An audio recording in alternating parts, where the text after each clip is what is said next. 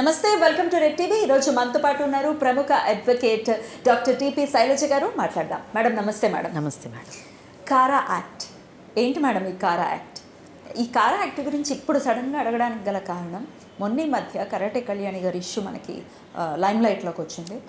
So పాపని దత్తత తీసుకునే అంశం. సో ఇంత ఏజ్ ఉంటేనే దత్తత తీసుకోవాలని డిఫరెంట్ మాటలు అయితే వినిపించాయి మేడం. పాపకి ఇంత ఏజ్ ఉండాలి, లేకపోతే దానికంటూ కొన్ని అర్హతలు ఉంటాయి అడాప్ట్ చేసుకోవడానికి అంటూ డిఫరెంట్ మాటలు వినిపించాయి. యాజ్ ఎ అడ్వకేట్గా మీరు చెప్పండి మ్యామ్, అసలు కారా యాక్ట్ అంటే ఏంటి? కారా అంటే ఇట్స్ పాత రోజుల్లో, మనం పూర్వం రోజుల్లో తీసుకుంటే ఫ్యామిలీ అడాప్షన్స్ ఉండేవి. దత్తత స్వీకారం అనేవాళ్ళు. అదేంటంటే దేవుడు ముందు కూర్చొని పూజ అది చేసి దత్తత ప్రొసీజరల్గా తీసుకునేవాళ్ళు. Traditional adoption.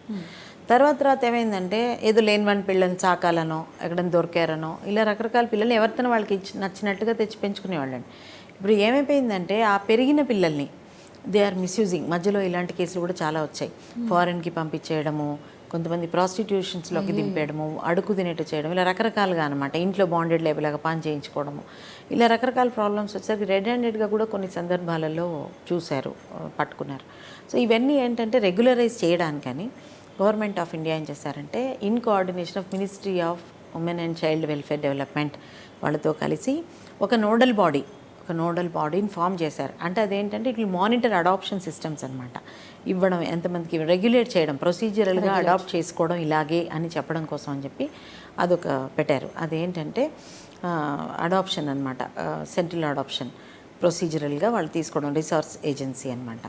ఈ రిసోర్స్ ఏజెన్సీలో ప్రొసీజర్ ఏంటంటే, మీరు అప్లై చేసుకోవాలి, ఫస్ట్ రిజిస్టర్ చేసుకోవాలి. రిజిస్ట్రేషన్ చేసుకున్న తర్వాత మీ లైన్ వచ్చినప్పుడు ఒక 2 to 4 years పడుతుంది. 2 to 4 years పడుతుంది. ఎందుకంటే మళ్ళీ చాలామంది అప్లై చేసుకుంటారు అక్కడ. సో అది మీ ఆర్డర్ వచ్చినప్పుడు మీకు ఇన్ఫామ్ చేస్తారు. ఇన్ఫామ్ చేసినప్పుడు మీకు ఇంటిమేట్ చేసి మీ చాయిస్ ప్రకారం ఆ లిస్ట్లో ప్రిఫరెన్సెస్, మీ చైల్డ్ ప్రిఫరెన్స్ మీ ఇష్టం. అది ఏ స్టేట్ నుంచి తీసుకుంటారు, మేల్ తీసుకుంటారా, ఫీమేల్ తీసుకుంటారా, ఏజ్ లిమిట్ ఏం కావాలి, ఎట్లాంటి పిల్లలు కావాలి, అదంతా మీరు అందులో ఫిల్ చేసి ఉంటారు. చేసిన తర్వాత మీకు ఆ చైల్డ్ని మీకు ఇస్తారనమాట. మీ పర్యవేక్షణలో చూడడానికి మీకు పర్మిషన్ ఇస్తారు ఫస్ట్ చూడడానికి. తర్వాత హోమ్ విజిట్ చేస్తారు. సెలెక్ట్ చేసుకోవాలి. అంటే వాళ్ళు ఇచ్చిన బేబీస్లో ముగ్గురు బేబీస్ని ఆప్షన్ ఇస్తారండి. 3 ఆప్షన్స్లో మీరు సెలెక్ట్ చేసుకోవచ్చు. అంటే ఫస్ట్ మీరు పెట్టిన ఆప్షన్స్ ప్రకారం మీకు మేల్ కావాలా, ఫీమేల్ కావాలా, అలాగే మీరు ఏ స్టేట్ నుంచి, స్పెసిఫిక్ స్టేట్ నుంచి ఎక్కడి నుంచైనా కావాలనుకుంటున్నారా, అలా కూడా ఇస్తారు. ఇంకా మీకు ఏంటంటేనండి, అసిస్టెంట్స్ ఉన్న చైల్డ్ కావాలా, కొంతమంది కావాలని అలాంటి పిల్లల్ని అడాప్ట్ చేసుకుంటారండి. అలాగే ఒకళ్ళతో 2 బ్రదర్స్ ఉన్న వాళ్ళని అడాప్ట్ తీసుకుంటారండి. మాకు తెలిసిన వాళ్ళ అమ్మాయి, ఒక ఆవిడ తీసుకున్నారు. ఆవిడకి ఏదో సమ్ బ్లడ్ రిలేటెడ్ పెద్ద ప్రాబ్లం ఉంది ఆ అమ్మాయికి. అలాంటి పిల్లల్ని కావాలని అడాప్ట్ చేసుకున్నారు మాకు తెలిసిన వాళ్ళు. ఏంటంటే both of them are properly earning, that a female child, and ఎంతో డబ్బు పోసి పెంచుతున్నారు ఆ అమ్మాయిని. అండ్ ఐ రియల్లీ అప్రిషియేట్ అండి. సభాముఖంగా నేను వాళ్ళకి ధన్యవాదాలు తెలియజేసుకున్నాను అండి.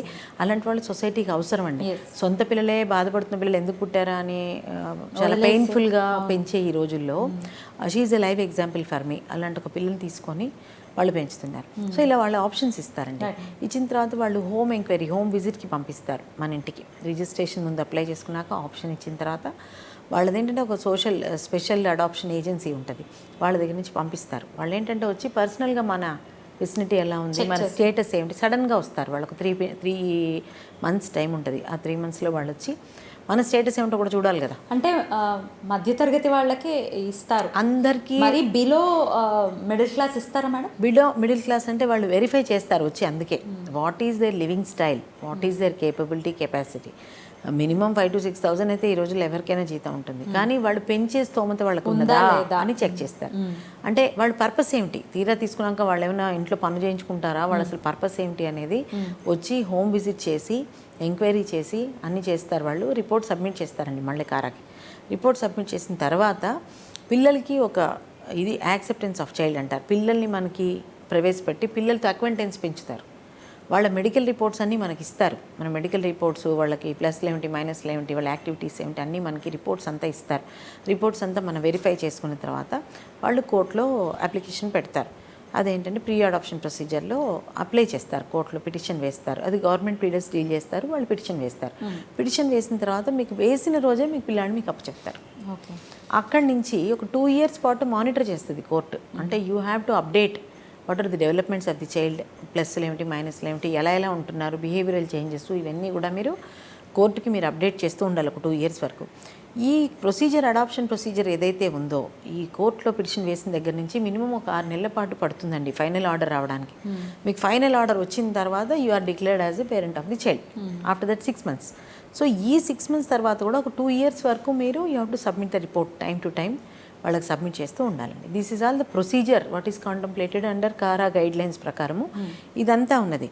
అయితే ఇది కాకుండా కూడా పేరెంట్స్ ఇదివరకు మధ్యలో కొన్నాళ్ళు ఏమైందంటే మాకు పిల్లలు లేరు, పక్క వాళ్ళు ఎవరో ఉన్నారు, వాళ్ళు పిల్లలు ఇస్తారంటే ఆ పేరెంట్స్ ఈ పేరెంట్స్ ఇద్దరు కోర్టులో అపేర్ అయ్యి కోర్టు సమ్మతంతో అడాప్షన్ తీసుకునేవాళ్ళు. Adoption through court, that is called adoption through court, అట్లా తీసుకునేవాళ్ళు. దాంట్లో కూడా ఏమవుతుందంటే ఫ్యూచర్కి వచ్చేసరికి లిటిగేషన్స్ వస్తున్నాయి. ఆస్తుల విషయంలోనా వస్తాయి కదా. ఇప్పుడు తెలిసిచ్చినప్పుడు పలానా వాడు పిల్లాడు తెలిసిచ్చినప్పుడు రేపు తీసుకున్న వాళ్ళకి మన పిల్లలు పుడతారు.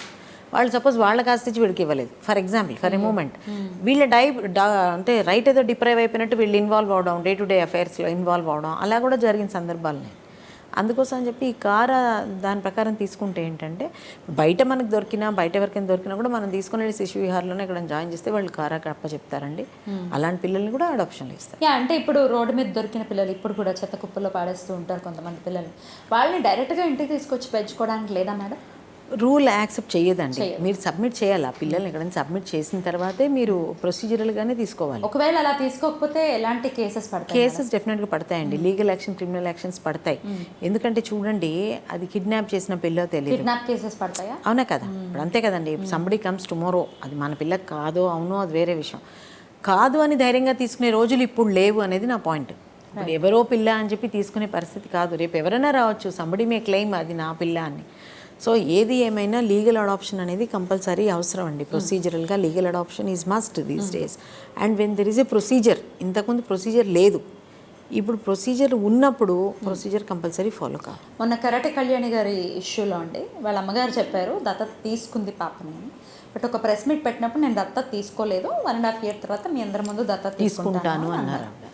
ఆవిడ మీద కేసులు ఆల్రెడీ పడ్డాయి. ఎలాంటి కేసెస్ పడతాయి అండ్ ఎలాంటి కాన్సిక్వెన్సెస్కి she is trying to defend. నేను కూడా చూసాను ఆ ఇంటర్వ్యూస్. దాంట్లో వారు ఏమని చెప్తున్నారంటే ఎంటైర్ ఫ్యామిలీని నేను సపోర్ట్ చేస్తున్నాను, I'm not taken on adoption అని చెప్తున్నారు. బట్ వాళ్ళ అమ్మగారేమో దత్తత తీసుకున్నాం. అదే కాంట్రడిక్షన్ వచ్చిందండి. అదే కాంట్రడిక్షన్ అయితే వచ్చింది. Unless it is proved or something is arrived at cases కూడా పడడానికి అంత సింపుల్గా ఛాన్సెస్ ఉండవండి. నా ప్రకారం అయితే పడతాయి. పడడం అంటే చూడండి, వితౌట్ యాక్సెప్టెన్స్ తీసుకున్నప్పుడు that is not legal adoption first thing. So that cannot be a proper child for her. And నాది ప్రాపర్ అడాప్షన్లో తీసుకున్న చైల్డ్ అని చెప్పడానికి వీల్లేదు. ఎవరు ఇష్టం వచ్చినట్టు వాళ్ళు వేయచ్చండి. కిడ్నాప్ చేశారని వేయచ్చు, లేకపోతే ఇంకోటి థెఫ్ట్ చేశారని వేయచ్చు, లేకపోతే ఇంకోటి వేయచ్చు. సో ఇప్పుడు ఏది వేస్తారనే విషయం కాసేపు పక్కన పెడితే, అడాప్ట్ చేసుకున్నాను అని ఆవిడ ఎక్కడ కమిట్ కాలేదండి. షీ నెవర్ సెడ్ అడాప్ట్ చేసుకున్నాను అని చెప్పలేదు. ఎంటైర్ ఫ్యామిలీని నేను సపోర్ట్ చేస్తున్నాను అన్నారు. సో ప్రొసీజరల్గా అయితే ఆవిడ చేసింది మిస్టేకే, అడాప్షన్ తీసుకోకపోవడం అనేది మిస్టేకే. కానీ ఆవిడ ఎక్కడ కమిట్ కావట్లేదు కాబట్టి we have to wait and see what happens. ఒకవేళ ఆల్రెడీ తీసేసుకున్నారు, తెలియదు ఈ చట్టాలు ఇవి ఇంత ఇంప్లిమెంట్ అవ్వక ముందు, ఒక 10 ఏళ్ల క్రితం అనుకుందాం తీసేసుకున్నారు, ఇప్పుడు ఏంటి మేడం పరిస్థితి? 10 ఏళ్ల క్రితం తీసేసుకున్నా కూడా అండి, రెగ్యులరైజ్ చేసుకోవాలి అని అంటే త్రూ కోర్టు మీరు డిక్లరేషన్ తీసుకోవాలి, డిక్లేర్ చేసుకోవచ్చు. కావాలి అంటే ఈజ్ మై అడాప్టెడ్ చైల్డ్ అని ఒక డిక్లరేషన్ తీసుకోవచ్చు. సో అంటే provided with all proofs and what ever you have the material with you. ఎక్కడి నుంచి తీసుకున్నారు, ఎలా తీసుకున్నారు, మీరు సోర్స్ చూపించగలగాలి. ఏ పరిస్థితుల్లో తీసుకున్నారు, ఏ రకంగా తీసుకున్నారు చెప్పి మీరు డిక్లరేషన్ వేసుకుని ప్రాబ్లం ఉండదు. ఇప్పుడు కూడా చాలా ఫ్యామిలీస్లో ఒక 15-20 years బ్యాక్ తీసుకున్న వాళ్ళు కూడా అప్పుడు కూడా ఇంత ప్రచారంలో లేదు. CARA was there. హేగ్ కన్వెన్షన్లో 1993లోనే ఇంటర్ కంట్రీ అడాప్షన్ అని వచ్చిందండి. ఇంటర్ కంట్రీ అడాప్షన్ అంటే ఈ ప్రొసీజరల్ అడాప్షన్ కారాని అప్పుడు డిక్లేర్ చేశారు 93లో. కానీ మన ఇండియన్ కంట్రీ ఏం చేస్తుందంటే 2003లో దాన్ని రాటిఫై చేసుకుంది. సో అప్పటి నుంచి ఇది సీరియస్గా అమల్లో ఉంది 2003 నుంచి. అంతకుపూర్వం తీసుకున్న వాళ్ళకి ప్రొసీజర్సే తెలియవు కదండి, స్పెసిఫిక్ లాసే లేవు కదా అప్పుడు, అందుకంటే. ఓకే. సో ఇకపై తీసుకునే వాళ్ళు దీనికంటే ఒక ప్రొసీజర్ ఉంది, దాన్ని డెఫినెట్గా ఫాలో అవ్వాలి. అప్పుడే ఎలాంటి సైడ్ ఎఫెక్ట్స్ లేకుండా ఉంటాయి.